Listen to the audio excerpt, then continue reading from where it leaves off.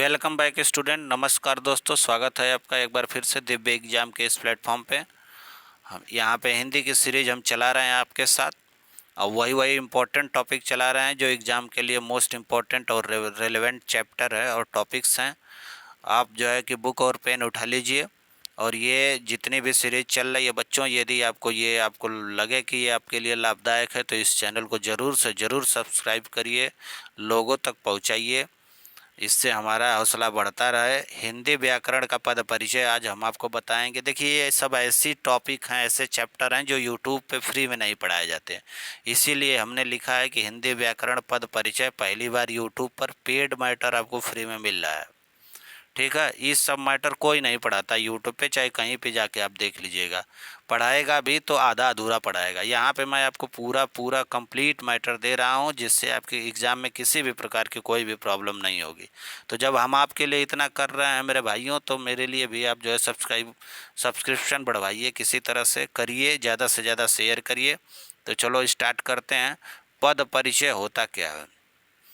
किसी भी पद के व्याकरणिक स्वरूप को स्पष्ट करना ये पद परिचय कहलाता है। अब व्याकरणिक स्वरूप को स्पष्ट करना किसी भी पद का मतलब ये है, जैसे बच्चों में बता दूं, जैसे एक एग्जाम्पल है कि लड़का पुस्तक पढ़ता है।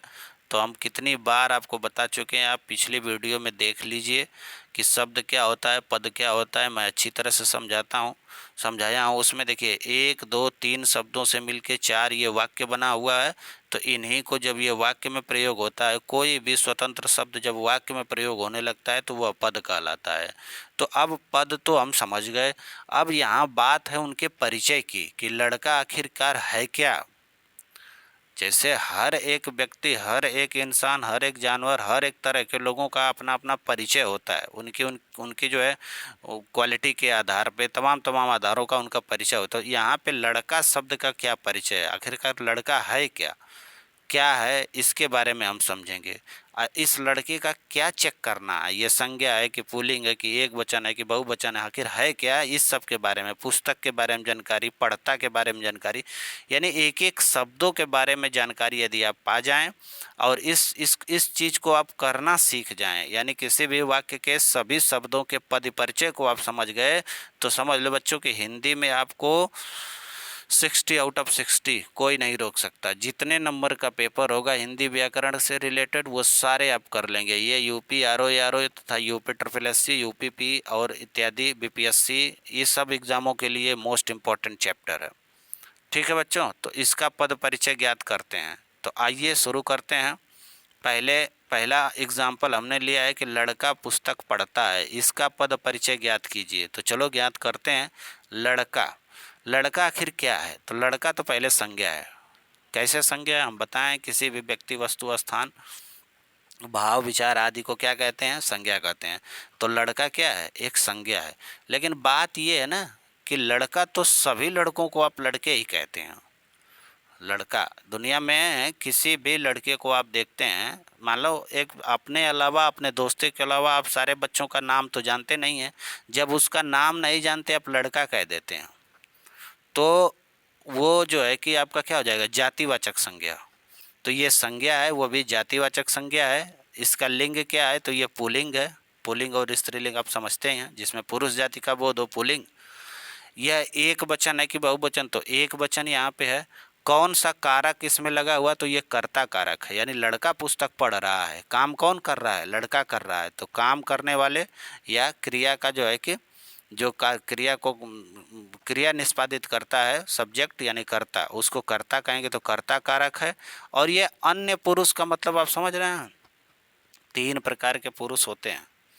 ठीक है, एक उत्तम पुरुष, एक मध्यम पुरुष और एक अन्य पुरुष। उत्तम पुरुष क्या होता है? मैं और हम, ये क्या है? उत्तम पुरुष।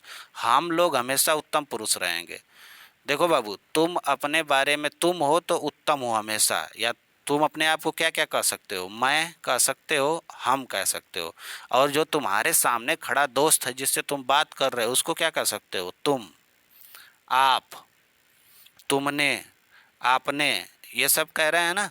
तो तुम और आप कह रहे हो तो ये वो हो गया, आपके सामने जो खड़ा है उसको मध्यम पुरुष। अन्य पुरुष का मतलब किसी तीसरे दोस्त के बारे में अगर तुम दोनों बातें कर रहे हो, तीसरा, तीसरा का मतलब वह, उसका, उसने, समझ रहे हो, लड़के ने, एक लड़का आ रहा है, अब वो लड़का क्या हो जाएगा, अन्य पुरुष। तो ये देखो, उत्तम पुरुष, मध्यम पुरुष और ये क्या हो जाएगा, अन्य पुरुष। समझ रहे हैं। तो इसलिए जो है बच्चों, ये क्या हो गया, देखो अभी नहीं कन्फर्म स्पष्ट हो रहा है, आराम से हो जाएगा, घबराने की कोई ज़रूरत नहीं है। जैसे जैसे देखो चैप्टर, बच्चों देखो, चैप्टर का रिलेशन पहले लाइन से लेके लास्ट लाइन तक होता है। जब तक लास्ट लाइन का लेक्चर कंप्लीट ना हो जाए तब तक आप वीडियो देखना छोड़े ना।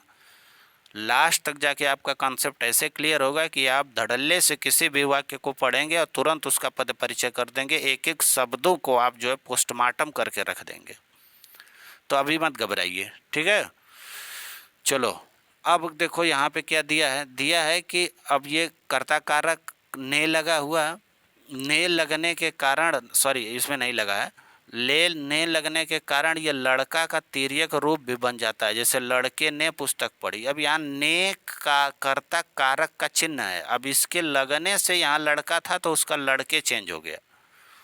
समझ रहे हैं। तो परिवर्तन विकार आ रहा है, ये विकारी शब्द होते हैं। संज्ञा, जो जितने भी संज्ञा शब्द होते हैं वो विकारी शब्द होते हैं। अब जैसे ही कर्ता का एक चिन्ह, सॉरी कारक का चिन्ह एक जैसे ही आया, तुरंत लड़का का लड़के बन गया। समझ रहे हैं। तो कारक चिन्हों के आने से लड़का लड़के बना हुआ है, इसका तिर्यक रूप बन रहा है। तो लड़का जब लड़के बन रहा है कारक चिन्ह आने से, ये संज्ञा क्या होते हैं, संज्ञा जो है कि विकारी शब्द होते हैं। संज्ञा सर्वनाम बताएं हम, विशेषण, क्रिया, ये चार क्या है, विकारी हैं। विकारी का मतलब ऐसे शब्द जिनमें परिवर्तन हो जाता है, लिंग वचन कर्ता कारक इत्यादि के आधार पर जिसमें परिवर्तन आए उसको विकारी कहते हैं। बताया हूँ ना। आप देख लीजिए विकारी अविकारी वाली वीडियो, सारी वीडियो एक सीरीज में देखते जाइए, सबका एक दूसरे से को रिलेशन है बच्चों। सब्जेक्ट को बेटा अलग अलग चैप्टर के रूप में पढ़ते हैं, किसके लिए, सुविधा के लिए, अध्ययन के सुविधा के लिए हम सब्जेक्टों और चैप्टरों को अलग अलग करके पढ़ते हैं, नहीं तो सारी चीज़ें एक दूसरे से को रिलेटेड हैं, इसलिए एक भी लेक्चर नहीं छोड़ना है, ठीक है। चलो आगे क्लियर करेंगे और जैसे जैसे बढ़ता जाएगा। पुस्तक के बारे में आप क्या सोच रहे हैं, पुस्तक भी एक संज्ञा है। अरे भैया वो भी एक वस्तु, एक नाम है, लड़का भी एक नाम था, सबका नाम था। जातिवाचक संज्ञा वो थी, क्योंकि लड़का आप किसी को कह सकते हैं। व्यक्तिवाचक अगर होगी, यदि आपका दोस्त मान लीजिए राज है या शिवांश है या शिवम है, वो आपका दोस्त है, तो वो जो है कि व्यक्तिवाचक हो जाएगा। और नहीं तो आप किसी लड़के की बात कर देंगे तो दुनिया में तो बहुत सारे लड़के हैं, तो इसलिए वो जातिवाचक हो गया था। यहाँ पुस्तक, दुनिया में बहुत सारी पुस्तकें हैं, किसी एक विशेष पुस्तक के बारे में बात तो हो नहीं रही है। तो यह संज्ञा तो है ही, साथ ही साथ ये भी जातिवाचक संज्ञा है। और लिंग क्या है इसका, पुस्तक। पुस्तक क्या है, अच्छा ये बताओ, लिंग पहचानने का तरीका क्या है कि किसी भी वस्तु को, यहाँ पुस्तक है हमने इसको ले लिया, ठीक। अब ये बताओ कि पुस्तक को किसी वाक्य में प्रयोग करो, पुस्तक अच्छी है कि अच्छा है, पुस्तक अच्छी है हम कहते हैं, तो अच्छी है तो ये क्या है, स्त्रीलिंग है। किसी भी चीज़ को ले लो, पेन कैसा है, पेन अच्छा है कि अच्छी है, देख लेना अपने हिसाब से। पंखा चल रहा है कि चल रही है, चल रहा है। दरवाज़ा बंद है कि खुला है, खुला है। ये सब पुल्लिंग है। कोई भी चीज़ को ले लो, हाथ क्या है, हाथ जो है मान लो किसी कारण से हाथ भारी, मतलब दर्द कर रहा है कि दर्द कर रही है, दर्द कर रहा है तो पुल्लिंग है। तो ये हुआ, तो लिंग आप ऐसे पहचान लेंगे। एक वचन है ये पुस्तक, बहुत सारी पुस्तकों की बात तो हो नहीं रही है। और ये कर्म कारक है। कर्म कारक क्यों है, क्यों, देख लीजिए यहाँ पे। कर्म कारक इसलिए है बच्चों कि ये लड़का आपका क्या उद्देश्य है, बाकी सारी चीज़ें विधेय है। पहली बात हम ये बता चुके हैं, लड़का करता है, बाकी सारी चीज़ें क्या हैं, विधेय, विधेय ही हैं। हाँ, इसमें ये क्रिया है, ये क्रिया का पूरक है, यही तो क्रिया है, पढ़ना उसका काम है ना, मुख्य क्रिया तो यही है। और क्या पढ़ता है, पुस्तक पढ़ता है, तो ये उसका कर्म है। तो ये संज्ञा है, ये कर्म है, समझ रहे हैं। ये भी संज्ञा है, संज्ञा के साथ साथ कर्म है, ये संज्ञा के साथ साथ करता है। और पढ़ना क्या है, क्रिया है। तो इस क्रिया का जो है कि संबंध पुस्तक पढ़ता है, क्या पढ़ता है, क्या किसे किसको किसका का जो उत्तर दे उसको कर्म कहते हैं। तो क्या पढ़ता है? पुस्तक पढ़ता है, तो वो कर्म है। इसलिए वहाँ पे क्या लिखा था, यहाँ पे क्या कर्म कारक है। अब पढ़ी, पढ़ी क्या है? क्रिया है, पढ़ना क्रिया है। अब वो पढ़ी है, एक चीज ध्यान देना, अगर लड़का पुस्तक पढ़ता है और यहाँ पे लड़के ने पुस्तक पढ़ी, एक सेकंड इसकी बात हो रही है, पढ़ी, तो पढ़ी क्या है? पढ़ता है, पढ़ी यानी पढ़ चुका है। लड़के ने पुस्तक पढ़ी, कंप्लीट कर लिया है काम, पढ़ चुका है। तो पढ़ी जो काम हो चुका है वो पढ़ी क्रिया है, और जो हो चुका है उसको भूतकाल कहोगे। अब पढ़ी,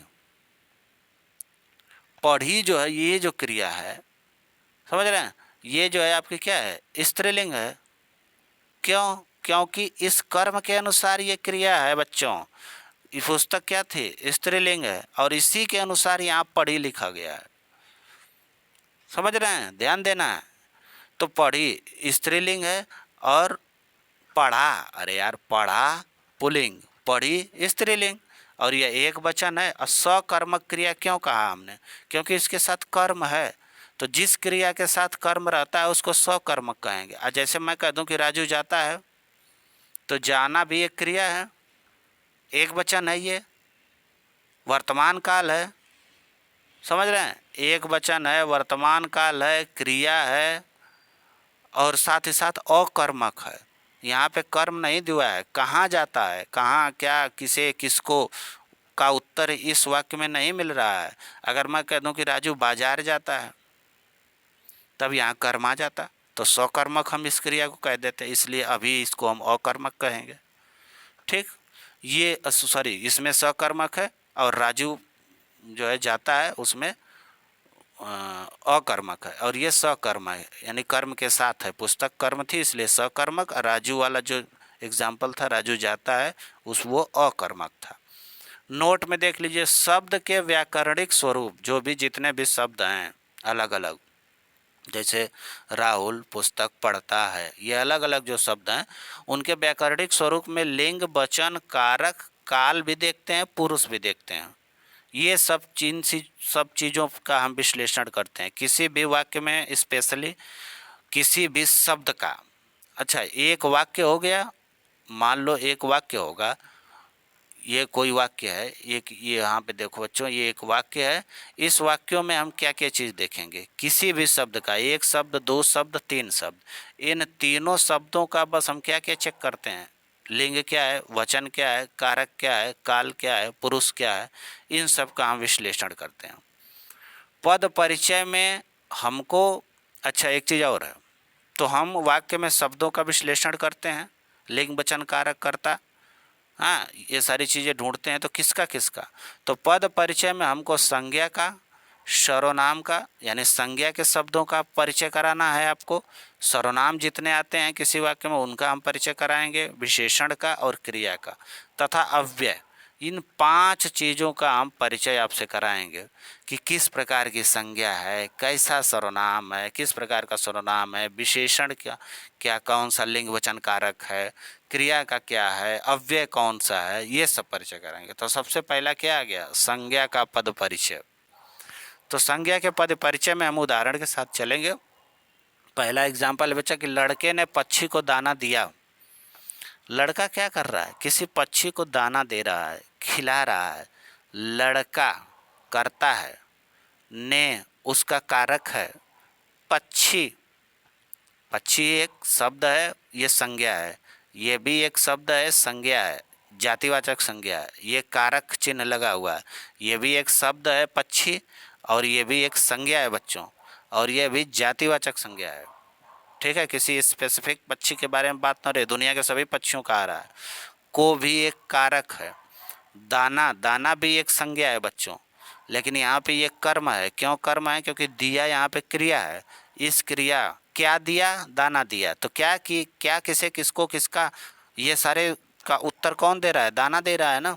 तो ये कर्म है, ये भी एक संज्ञा के साथ साथ कर्म है, और दिया एक क्रिया है। समझ गए?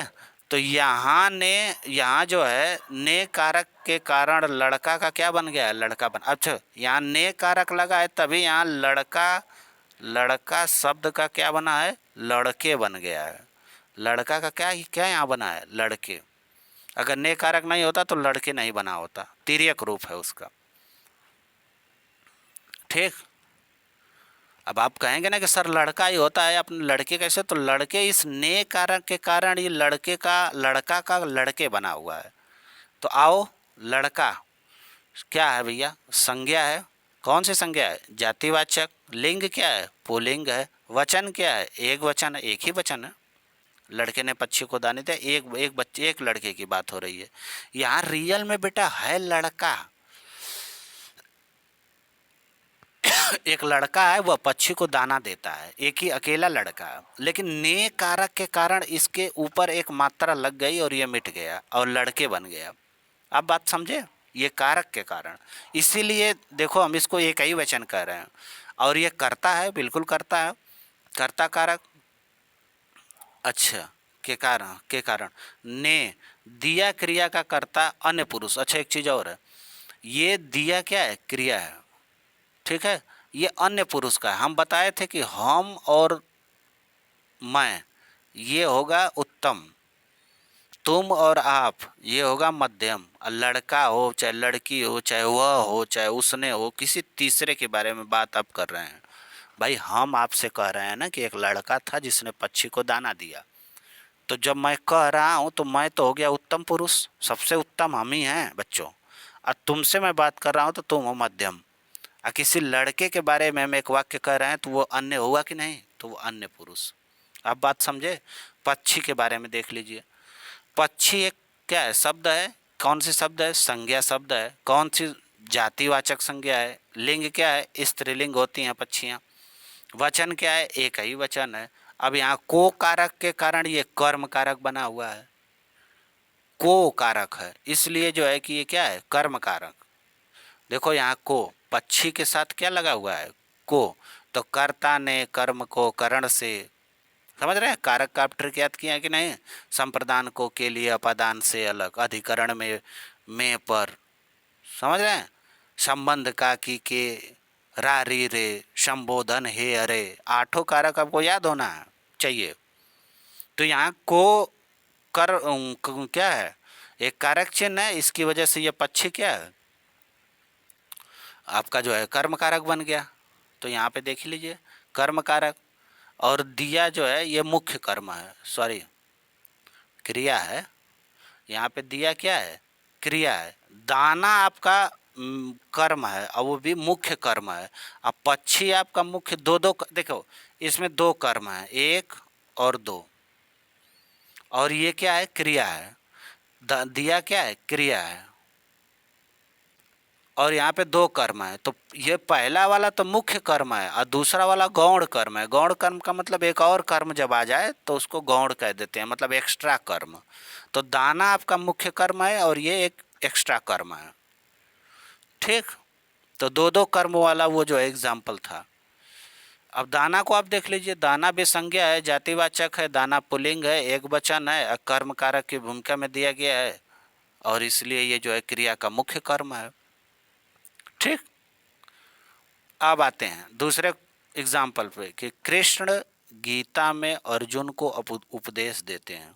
एक शब्दों के समूह से वाक्य बना है, पदों का समूह है, इसमें बहुत सारे पद हैं, एक दो तीन चार, स्पेशली चार पद हैं, ये पांच पांच पद हैं। ठीक है, ये हैं। अच्छा, अब इसमें कारक चिन्ह है, एक है, दो है, कारक चिन्ह भी हैं। तो हम सबसे पहले बारी बारी से सभी शब्दों की पहचान समझेंगे। कृष्ण जी क्या हैं, संज्ञा है, वो भी व्यक्तिवाचक हैं। कृष्ण एक ही है बेटा, हजारों नहीं है, इसलिए व्यक्तिवाचक। एक वचन है ऑलरेडी, पुल्लिंग भी हैं, ये सभी को पता है। कर्ता भी हैं, कर्ता कारक।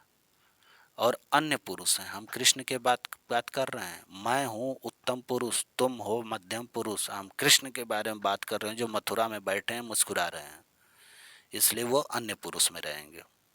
ठीक। गीता के बारे में आप पद परिचय करिए, गीता का सब पद क्या है, शब्द इसकी क्या क्वालिटी है, ये भी संज्ञा है। गीता भी व्यक्तिवाचक है, किसी एक के बारे में बात हो रही, गीता नाम दिया हुआ है, ये भी एक वचन है। गीता स्त्रीलिंग होगी। गीता के साथ में लगा है, गीता में, तो में अधिकरण कारक का जो है चिन्ह होता है, तो अधिकरण कारक हो गया। अर्जुन की बात कर लो, अर्जुन संज्ञा है, व्यक्तिवाचक है, अकेला अर्जुन है इस धरती पे, एक वचन है अर्जुन, पुल्लिंग भी है और कर्म कारक है। क्यों कर्म कारक है? यहाँ देखो, अर्जुन किसके साथ लगा हुआ है, इसके कारक चिन्ह क्या है? को। को जो चिन्ह है वो किसका जो है पहचान होता है? कर्म कारक का। ठीक। उपदेश का देख ले बच्चे, उपदेश भी एक क्या है? संज्ञा है, उपदेश देना, लेकिन ये भाववाचक संज्ञा है, एक वचन है, उपदेश दिया। ठीक है, जो भी उपदेश यूज होगा वो पुल्लिंग भी यूज होगा, और ये भी कर्म कारक है, दो दो कर्म आए।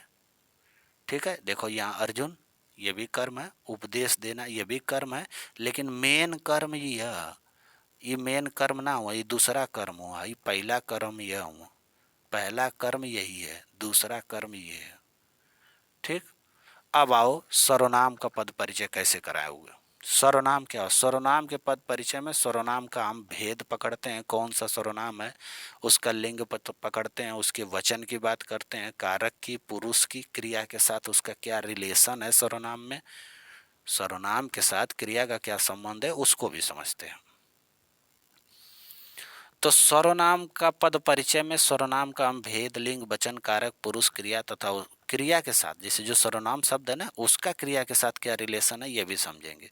तो पहले एग्जाम्पल, हम आपके साथ उसको पढ़ाएंगे, उसकी नहीं है, उसको मान लो, उसको पढ़ाएंगे। तो चलो हमको देख लेते हैं। अभी बताओ बेटा, हम आपके साथ उसको पढ़ाएंगे, ये कोई लड़का भी कह सकता है, लड़की भी कह सकती है, ये वाला वाक्य, हम आपके साथ उसको पढ़ाएंगे। ठीक है, अब बात ये पकड़ने वाली बात है कि हम क्या है, हम क्या है? पुरुषवाचक है, पुरुषवाचक सर्वनाम है ही है, उत्तम पुरुष है, हम बताएं, हम और मैं उत्तम हो जाएंगे, तुम और आप मध्यम, वह और किसी का नाम मान लो जिसके बारे में बात हो रही है वो अन्य हो जाएगा। बहुवचन है हमेशा, हम क्या है? बहुवचन है। ठीक है, और ये पुल्लिंग होगा कि स्त्रीलिंग ये क्लियर नहीं है, क्योंकि इस वाक्य को एक लड़का भी कह रहा है, लड़की भी कह रही है। एक चीज और मैं बता दूं बच्चों, ये जो सर्वनाम होता है ना, तो सर्वनाम का लिंग अगर आपको नहीं समझ में आ रहा है तो दो चीजों से पकड़ेंगे, या तो उस वाक्य में कोई संज्ञा दी हुई हो जिसके कारण आप पकड़ लें, या तो उस वाक्य में क्रिया के साथ आप रिलेशन करके पकड़ेंगे। अब आओ देखो, ये नोट दिया हुआ है, यहाँ पे लंबा चौड़ा लिखा हुआ है, पढ़ लेते हैं। नोट, यदि सर्वनाम का लिंग न समझ में आए तो आप उसे वाक्य के संज्ञा के लिंग के अनुसार ही उसका लिंग मान लेंगे, या नहीं फिर भी नहीं क्लियर हो पा रहा है, संज्ञा नहीं दी हुई है इसमें, तो क्रिया के लिंग के अनुसार ही उसका लिंग मान लेते हैं। लेकिन एक बात ध्यान देना है, आपको यहाँ समझना होगा कि जब तक संज्ञा का संदर्भ नहीं हो तो सर्वनाम का लिंग वचन तय नहीं हो सकता, इसलिए एक वचन और बहुवचन दोनों के लिए एक ही रूप आप प्रयोग करते रहेंगे। तो आओ, जैसे आपका, आपका क्या है? आपका ये पुरुषवाचक है सर्वनाम, ठीक है, और आप और तुम हम क्या बताएं? मध्यम पुरुष है, और यह एक वचन है। हाँ, आपके साथ पढ़ाएंगे, एक वचन है, कोई कह रहा है वो आपके साथ पढ़ाएंगे, अकेला आदमी, एक वचन है। ये पुल्लिंग है कि स्त्रीलिंग ये क्लियर नहीं है, ये कुछ भी हो सकता है, क्योंकि हम बताए हैं शुरू में ही। उसको, उसको भी पुरुषवाचक है, और उसको क्या है? अन्य पुरुष है, अन्य पुरुष है ना, उसको, उसे, वह, उसने, हमने बताया ना किसी तीसरे, तीसरे के बारे में आप बात, हम मैं तुमसे कह रहा हूँ बच्चे कि वह आ रहा है, उसको जो है कि जाने दो, उसने यह काम गलत किया, तो ये अन्य पुरुष है, एक वचन है ही है। अब पुल्लिंग और स्त्रीलिंग का कोई कंफर्म नहीं है, दोनों हो सकता है। और ये उसको क्या है? कर्म कारक है, किसके लिए कर्म का काम कर रहा है? पढ़ाएंगे क्रिया के लिए, ये जो उसको शब्द है ये कर्म का काम कर रहा है। ठीक है, तो ये है, क्लियर हुआ। विशेषण पद के परिचय में आएंगे, सर्वनाम की बात आप ध्यान से ध्यान दीजिएगा, मैं दूसरे और एग्जाम्पल जब प्रैक्टिस कराऊंगा ना तो उसमें और एग्जाम्पल लूँगा जिसमें क्रिया और क्या बोलते हैं संज्ञा के साथ को रिलेट करके हम उसको बना सकते हैं। लेकिन पहले आप पूरे नियम को इस लेक्चर को ध्यान सुनिए। विशेषण का पद परिचय करते समय क्या क्या ध्यान देना है। विशेषण के पद का प्रकार हम बताएंगे, कौन सा विशेषण का प्रकार है, उसका लिंग, उसका वचन, उसकी अवस्था बताएंगे। ठीक है, गुड बेटर बेस्ट, और ये एक विशेषण है। गुड भी विशेषण है, बेटर भी, बेस्ट भी, लेकिन उसकी अवस्थाएं चेंज हुई कि नहीं। उसी तरह से मूलावस्था, उत्तरावस्था, उत्तमावस्था, तीन अवस्था हिंदी में भी चलती है, इंग्लिश में जैसे चलती है ना गुड बेटर बेस्ट। तो लिंग वचन अवस्था तथा विशेष के साथ, विशेष भाई विशेषण जो है ना किसी न किसी संज्ञा या सर्वनाम की विशेषता बताता है ना, तो जिस संज्ञा या सर्वनाम की विशेषता बताता है वो उसके लिए विशेष हो जाता है। जैसे सुंदर लड़की, तो सुंदर विशेषण हुआ और लड़की विशेष हो गई, हालांकि है संज्ञा लेकिन उसका एक विशेषण सामने खड़ा है तो हम उसका टेक्निकल नाम विशेष कह देंगे। जैसे में देखो हमारे 4 बड़े विद्यार्थी कठिनतम खेलों में जीत गए, हमारे सार्वनामिक विशेषण है। ठीक, बहुवचन है, 4 बड़े विद्यार्थी हमारे। पुल्लिंग है, कौन, हमारे शब्द पुल्लिंग है। क्यों, क्योंकि यहाँ विद्यार्थी संज्ञा की विशेषता बता रहा है, विद्यार्थी की विशेषता बता रहा है, और ये क्या है, पुल्लिंग है, जीत गए। 4 क्या है, निश्चित संख्यावाचक है 4, ये भी विशेषण है और ये विद्यार्थी विशेष के लिए काम कर रहा है। ये जो 4 है बेटा, ये जो है किसकी विशेषता के बारे में बात कर रहा है, विद्यार्थी की। विद्यार्थी, 4 बड़े, ये सब जो है दोनों जो है विशेषता बता रहे हैं। ठीक है, विद्यार्थी संज्ञा है, बड़े देखो ये गुणवाचक विशेषण है और प्लस पुल्लिंग है, बहुवचन के साथ है। बड़े क्या है, बहुवचन देखने में ही लग रहा है। 4 क्या है, 4 जो है कि ये आपका निश्चित संख्यावाचक है, विशेषण भी है। ठीक है, हम एक बात और आपको बता दें कि जब कभी भी संज्ञा के ठीक पहले विशेषण आ जाए तो वो पूरा जो सब्जेक्ट या कर्ता सर्वनामिक विशेषण हो जाता है, इसीलिए हमारे ये सर्वनामिक विशेषण बना है। अब क्लियर हुआ। ठीक है, कठिनतम क्या है बच्चों, कठिनतम एक गुणवाचक विशेषण है भाई, कठिन। और ये उत्तम अवस्था है क्योंकि यहाँ तम लगा है, उत्तर अवस्था में तर लगा होगा। ठीक है, उत्तम अवस्था है, ध्यान रहे अवस्थाएं 3 प्रकार की होती हैं, मूला, उत्तरा और उत्तम अवस्था। क्रियापद का परिचय देख लीजिए। क्रियापद के परिचय में क्रिया के प्रकार के बारे में बात करेंगे, क्रिया की लिंग बताएंगे, वचन बताएंगे, काल बताएंगे, वाच्य बताएंगे और वाक्य में उस अन्य शब्दों से उसका संबंध भी बताएंगे। जैसे राम ने रावण को लंका में बाण से मारा, बस हम क्रिया की बात कर रहे हैं तो बस मारा को पकड़ो। मारा एक क्रिया है और सकर्मक है ना भाई, किससे मारा, किसे, किसको, किसके, क्या, बाण से, तो यही कर्म है इसका। तो ये सकर्मक क्रिया हो गई। जब कोई भी क्रिया कर्म के साथ होती है तो उसको सकर्मक कहते हैं।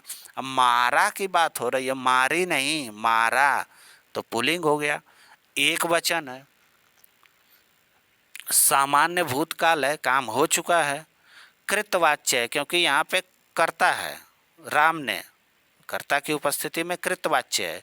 ये पूरा वाक्य कर्ता पे डिपेंड है, राम कर रहा है काम, इसलिए कर्तवाच्य है। ये कर्तवाच्य बेटा, वो ये स्पेलिंग इसकी गलत है लेकिन कर्तवाच्य है।